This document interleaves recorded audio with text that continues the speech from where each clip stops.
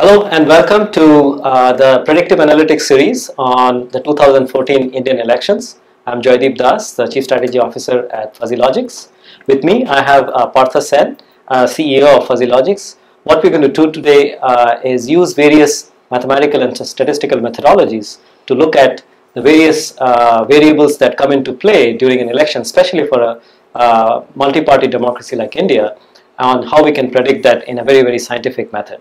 So with that, I will let Partha explain a few basic concepts around what we are going to use, and we'll go from there. Partha? Hello and namaskar. As Joydeep said, we are actually going to talk about predictive analytics in the context of Indian elections. And the way we start is that we talk about opinion polls per se and how opinion polls can be used for forecasting the results of elections. And what do you have to consider when using opinion polls in the context of a multi-party democracy with a parliamentary system of governance in India? And then, this will be our part one, and then we will show how we are using this methodology for actually forecasting the results. So with that said, let me ask you something. Have you ever participated in an opinion poll? Yes, I have, but mostly at a local and county level. And I understand the concept, and from what I believe, it's a very common method used across the world in many of the election scenarios, including the one that we use in the United States. Indeed. And opinion polls are, an integral part of the democracy now. In any country where you have elections, you will see opinion polls being conducted. And we have seen opinion polls. Actually, in US, we have opinion polls every single week on the ratings of the president and many other things. So, in any case, in an opinion poll, we have a randomly selected sample of the respondents or voters. And we go to these voters and ask them for their voting preference. Now, it's a randomly selected sample, so obviously you're not polling all the people in the electorate. You are polling only a certain percentage, a small percentage of the people.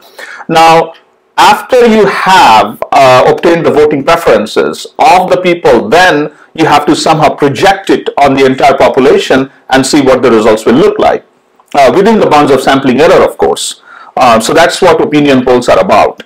Now, as you know, there are a lot of pitfalls with opinion polls. The first problem is that a randomly selected sample may not be representative of the population. So what the concept that you're talking about, the pitfalls, so is this something that is quite prevalent, or is it isolated to some scenarios? Well, it's not quite prevalent. I think that it could become prevalent if you are not carefully selecting your sample.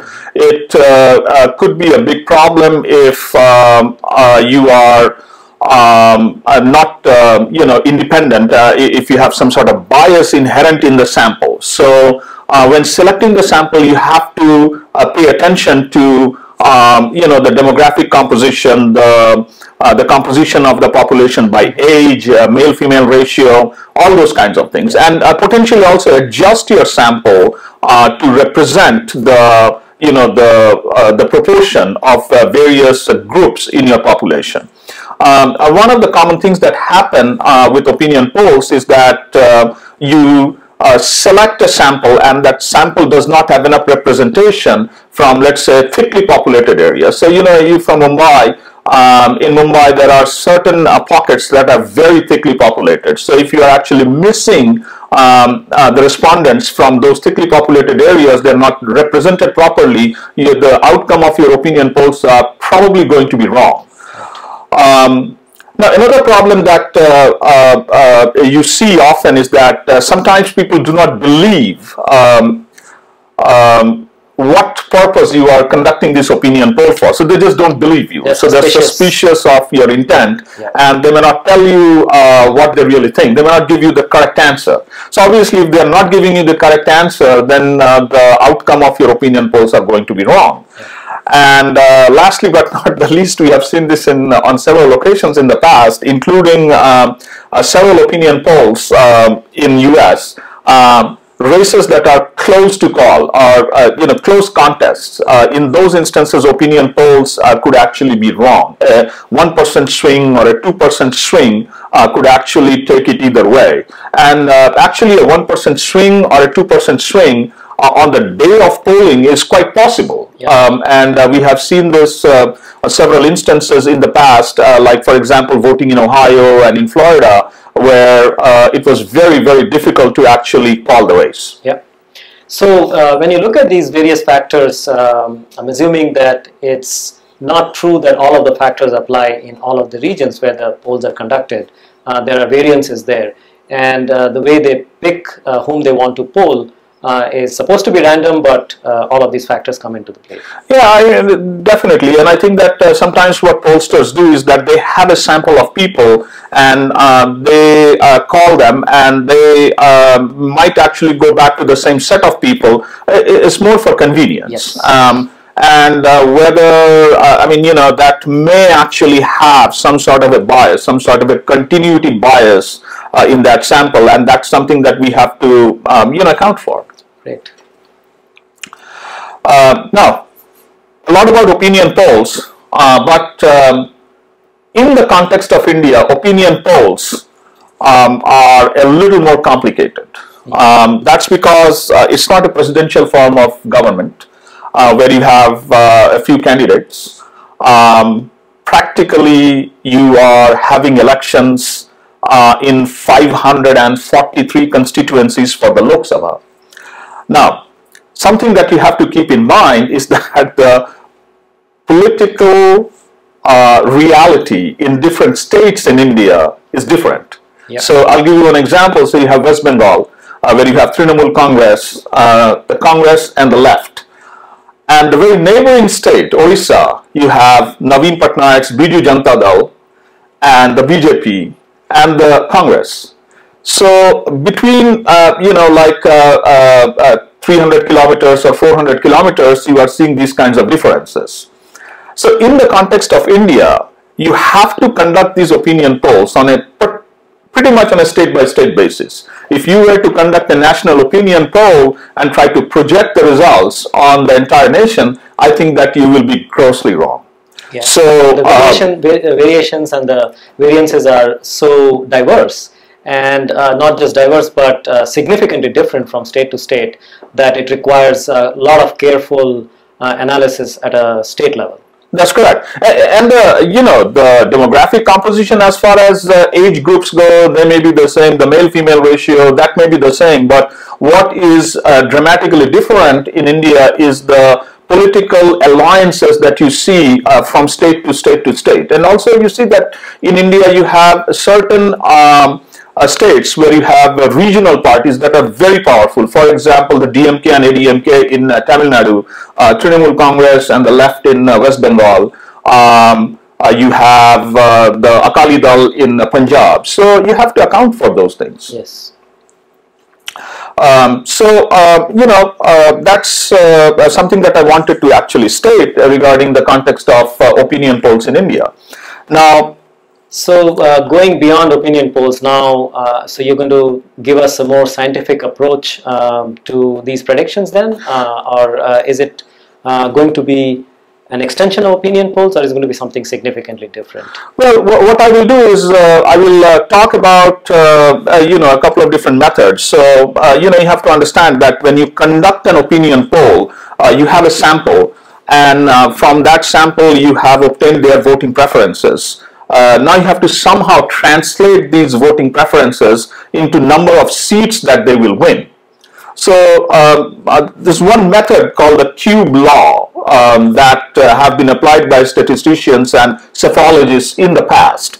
Now what the cube law states is that if you have two parties, let's say you have two parties, party A and party B, and party A gets a certain number of votes or certain percentage of votes, and party B gets certain percentage of votes, then the number of seats to be won by party A will be the percentage of votes cubed for that party divided by the sum of the cubes of the percentage of votes for both the parties times the number of seats. So, I mean, it's hard to actually talk about mathematical formulas in words, but this is an example. So, I have three parties here. Party A gets 40% of the votes, Party B gets 35% of the votes, and Party C gets 25% of the votes. Well, what happens is that we are actually using these equations now. So we have the cube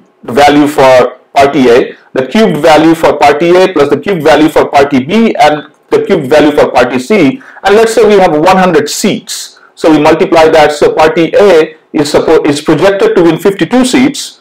Party B is projected to win 35 seats, and Party C is projected to win 13 seats. So this is the calculation. Now this applies for the first past the post system like we have in India. In a proportional representation system that they have in certain countries, these obviously will not apply. So what you're saying is that this is a much more scientific way of projecting the seats in an election, however, under certain conditions. And so would you characterize those certain conditions not applying to the Indian system, or applicable to the Indian system but not going to be as relevant? Well, I think that if you have to consider the performance of cube law, it works well. It has performed reasonably well in UK. You have a sort of uniformity from different parts of UK, Southern England versus the Midlands. You have two parties, the Conservative Party and the Labour Party. Of course, now you have the Lib Dems, and I haven't studied how well it performs with the Lib Dems coming into the picture.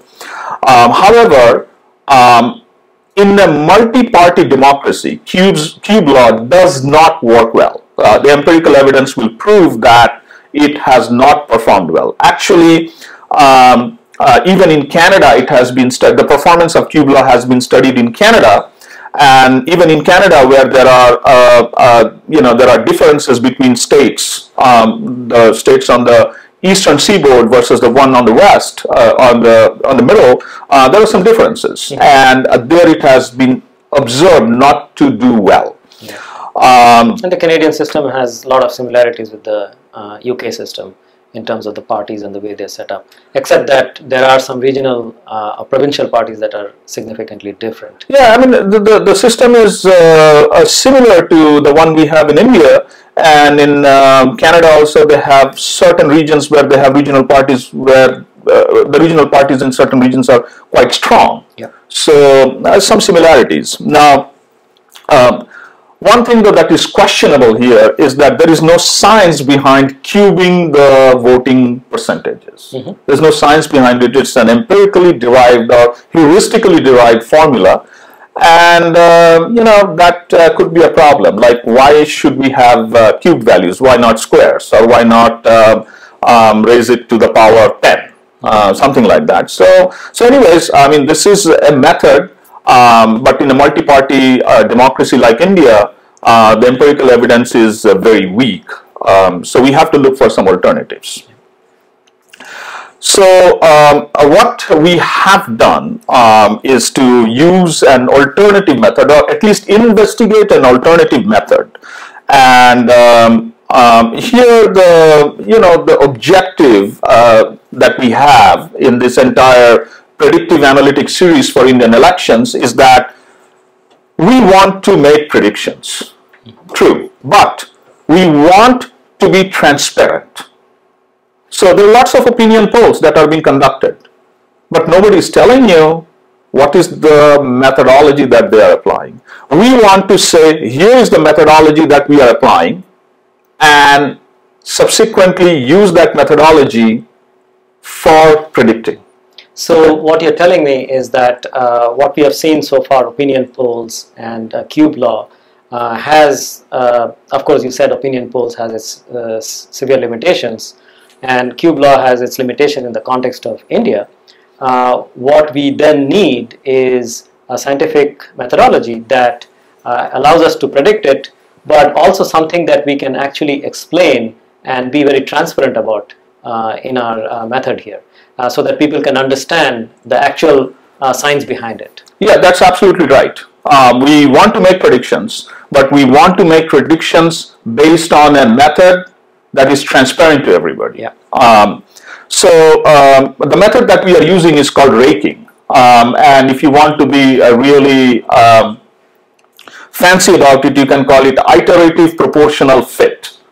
I'll try to explain it with an example. So this is the result from a past election. Let's say that there are two seats, 1 and 2, and we have three parties, A, B, and C. Obviously, I don't want to name the party.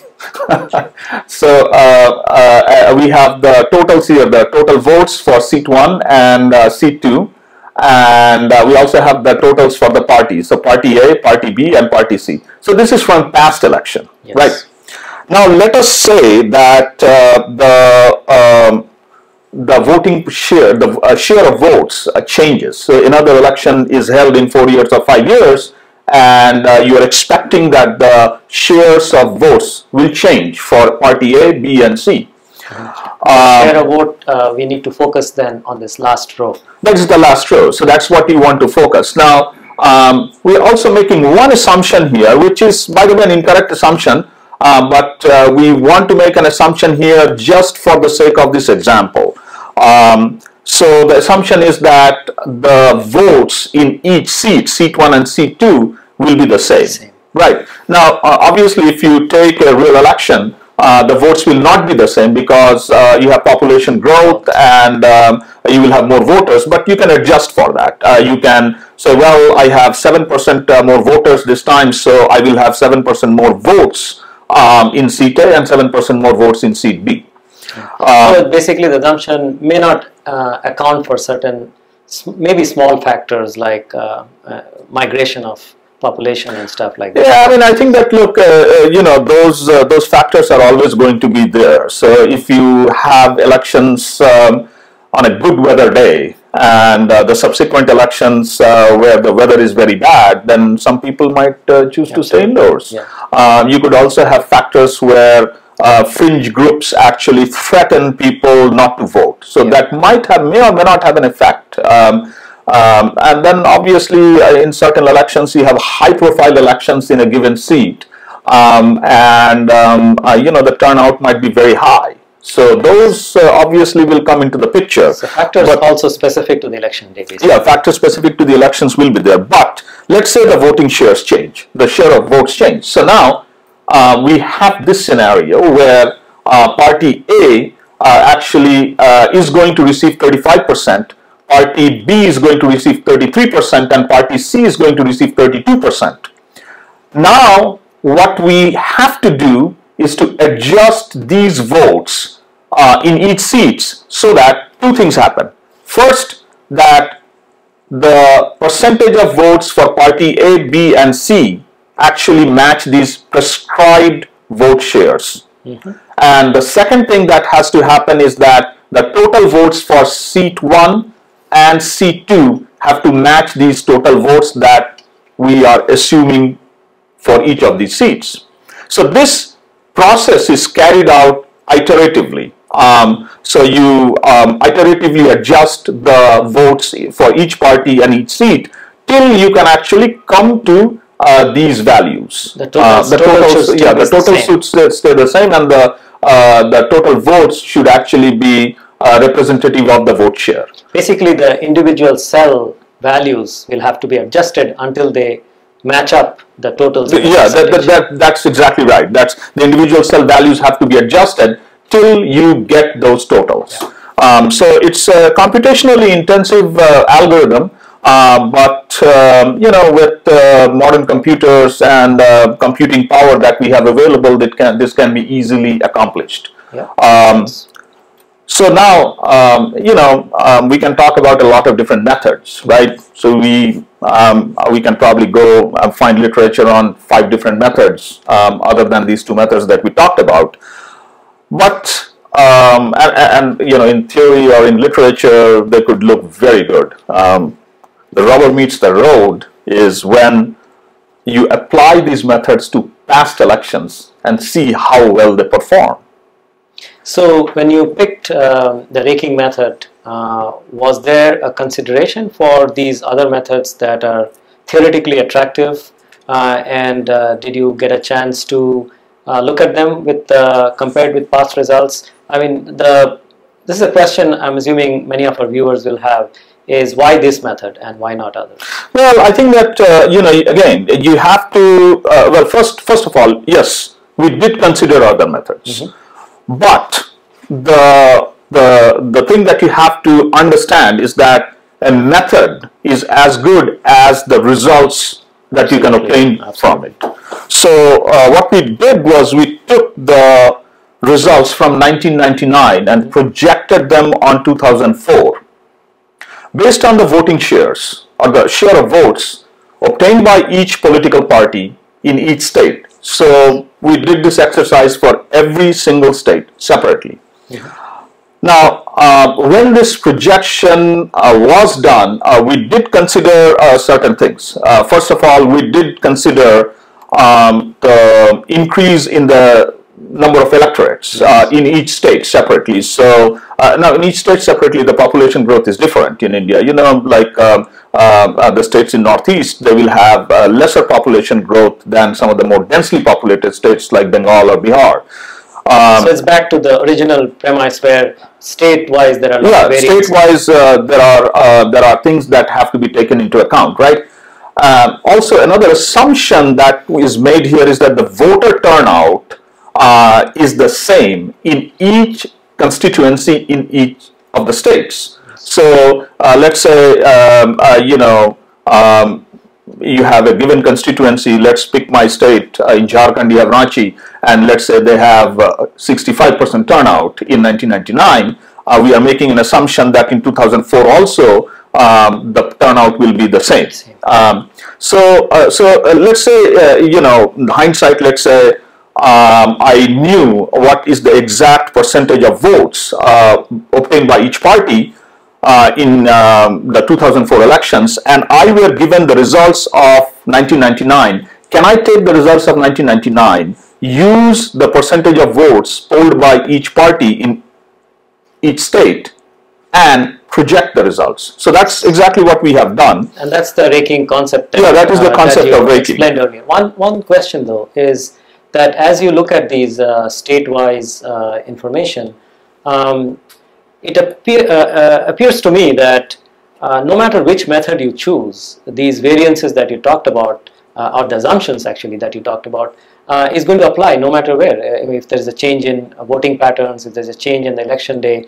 So I don't believe that this method will be penalized more than any other method with respect to those variances. Well, this method will not be penalized more than any other method, but I think that some of these things are out of your control, and they will, in a forecasting method, they will cancel each other out, right? Okay. So in any forecasting method, you are bound to make some errors. And the beauty of the forecasting methods is that you do have error cancellation. So you may be wrong in one place, but you will have you will be wrong on the positive side. In aggregate, so in aggregate, you should be okay. So the methodology, can be wrong here or there, but overall it should be okay. Now, it is rare though, and sometimes I do get asked that question: that can your methodology be completely wrong and still come up with right results in an aggregate? I think that in the context of India, if you are wrong in all the states, and then you have the right results for the whole country, that is extremely, extremely unlikely. Right. Yeah. Extremely, extremely unlikely. By the way, what we did here is that we again performed this projection from 1999 to 2004 for every single state, or at least the major states. Not every single state, actually. We did the projection for all states having more than 10 seats. And the results are here. So states with significant amount of representation. Yeah, so a significant amount of representation. Look, I mean, if you are actually picking a state like, let's say, Manipur, 2 seats, or Arunachal Pradesh, 2 seats, and you are right on both, no big deal. You're wrong on both, no big deal, because it is not statistically significant enough to make sample a size. Difference, yeah. So we actually performed this exercise for all the states that have more than 10 seats. The exceptions were Jharkhand and Chhattisgarh, because Jharkhand and Chhattisgarh were not in existence in 1999. They were newly carved out states, Chhattisgarh from Madhya Pradesh and Jharkhand from Bihar. I think just to bring back our viewers to the table here that you're going to explain, what you're doing is taking data from 1999, applying the model to 1999 data and projecting for 2004. That is correct. And then comparing with the actual results of 2004. That is correct. And just so that our viewers are aware that at this point we have not yet come to the 2014 projections by any means. Yeah, that's it's true. Explanation Yeah, thanks for clarifying that. So, see, what is happening here is that we have the state of Andhra Pradesh, 42 seats. Yellow, this is where we have our projected wins for 2004. And here we have the actual seats won. So if you look at Andhra Pradesh, we are actually projecting that UPA will win 35 seats and NDA will win 6 seats. And the actual results are 5 went in favor of NDA, 34 went in favor of UPA. Let's take Karnataka. So here we are off. That's why I picked Karnataka. So here we projected 13 seats for NDA, 11 for UPA. The final results were that 18 for NDA and 8 for UPA. We take Maharashtra. So we have 29 for NDA, 17 for UPA. The final results 25 for UPA and 22 for 25 for NDA and 22 for UPA.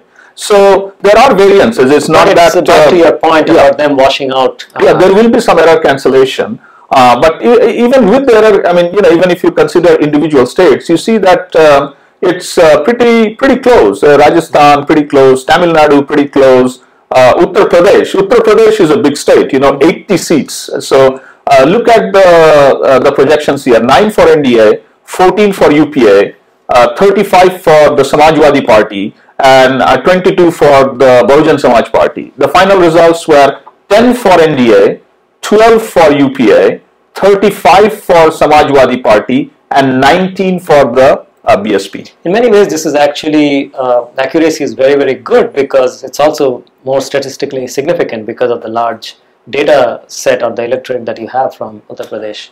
That's correct. So, well, I mean, that doesn't mean that if you are correct in Uttar Pradesh, you will be right in the whole country. That's true. The variations again between states makes a difference. Right. So I'll put the conclusions. I'm sure that our viewers will agree with the conclusion that. I think what's really astonishing in that conclusion, as you drive home the point, is how accurate even the totals are. I mean, after all, if you are reasonably accurate in each state, then you will be accurate. So you have 155 for NDA, 160 actuals, 184 for UPA, and that actually matches exactly. Right? So it's quite accurate. It's quite amazing, actually, if you look at it. So one question I get asked is that why did you not do this exercise, taking the 2004 results and projecting them on 2009? Well, in 2009 there were redistricting or a redrawing of the constituencies in India for the Lok Sabha elections. So I cannot take the data from 2004 and try to project it on 2009 without actually going through the exercise of adjusting the voting patterns based on the delimitation. Obviously, I don't have that data available, so we were sort of hamstrung to be able to perform that exercise. We wanted to, but we could not get the data. It will require us to get data at a much more granular level, and that unfortunately we could not get our hands to. But then should we be worried about the 2014 projections then with similar scenarios, or does redistricting between 2009 and 2004? So that's great. So we can hope to look forward to something like this. Yes, hopefully. So the method. So now coming to the forecasts for 2014. So clear that we are going to use iterative proportional factoring based on the data from 2009. So again, in other words, the raking method. That's correct, the raking method. Now, where do we get the vote shares? We don't know how much the BJP and the alliance, the NDA is going to get. We don't know how much Congress is going to get. So we have to rely on the opinion polls that are being conducted in India. So there are a number of... do have a role to play here. Opinion polls do have a role to play. It's the methodology. So what we are bringing to the table is the methodology. Yes. We are obviously taking the data from all the different opinion polls. And then we are taking an average. So hopefully, by taking an average, we are eliminating any sample bias that an individual opinion poll might have. Or sampling error that an individual opinion poll might have. So, in the last presidential elections, it was studied that if you were to take the results of the individual opinion polls and take an average, you would do better than any of those individual opinion polls. So this is the US presidential election. That's correct. Right. That's correct. So we are also accounting for the pre-poll alliances that have happened this year. And some of the alliances that were there in 2009 are not there anymore. So you have new alliances. So we have factored those in. For example, in Bihar, the BJP has an alliance with Ramvilas Paswan's Lok Janshakti Party. So we have accounted for that. In Tamil Nadu, the BJP has put together an alliance with MDMK, the PMK, and a host of other smaller parties. So that has been taken into account.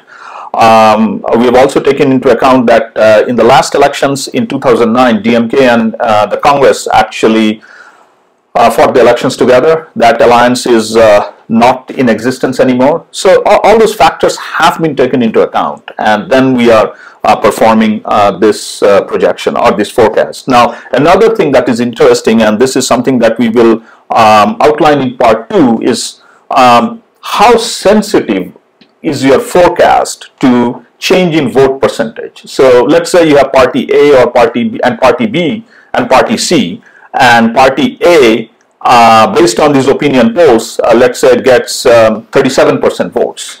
Now if you change that forecast from 37% to 38% or 39%, what happens? So that is also something that we are actually looking at, and in the context of certain states like Kerala, it has great relevance, because a 1% swing can actually alter the composition of the number of seats won by the LDF versus the UDF. That's fascinating, because that will be really, really interesting to see how well that goes, and maybe it is quite the opposite is true in some other states where large changes don't affect the actual predictions as much. But I think what's another interesting part about what you said so far is the fact that all of these methodologies that you have applied has not only shown that with with less variances in terms of everything that you accounted for between 1999 and 2004, the accuracy is very good, but also the fact that this is very, very relevant for what we are about to see in the coming elections, especially with respect to all of these alliances changing. It's quite complicated taking account all of that, but I think what I really liked also in the method that you presented was that if new parties are born, new regional parties are born, even at a national level, if something like the Aam Aadmi Party or something like that, they are also accounted for, because initially they can be put into the others category as well and accounted for. So that's interesting. Well, that is interesting, and when we come to the forecast for Delhi, we will talk about that. But what we have done in Delhi is that we are actually taking the data for from the last assembly elections and using that as a proxy for 2004, because you know that the Aam Aadmi Party actually got a significant percentage of votes in the assembly elections, so that has to be accounted for somehow. Now, one other thing I wanted to point out is that when we are going to do the forecast, we are actually going to do the forecast of the number of votes polled by, or that we are projecting to be polled by every single party not at a constituency level, but at an assembly segment level. So, for example, in Uttar Pradesh, every Lok Sabha assembly constituency consists of 5 assembly segments. So, we are actually going to forecast for every single assembly segment, then sum up the votes, the projected number of votes, and thereby find out who the projected winner is going to be. So it's a pretty elaborate method, and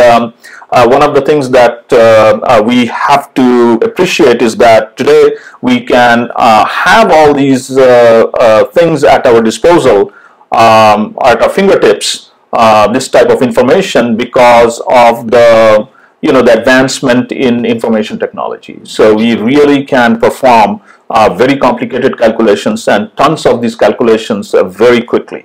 Okay. Thank you, Partha. I think this has been really, really enlightening, and I'm looking forward to the next discussion where we are actually going to go and apply these methodologies to real data and take a look at how we can predict the 2014 elections. Thank you.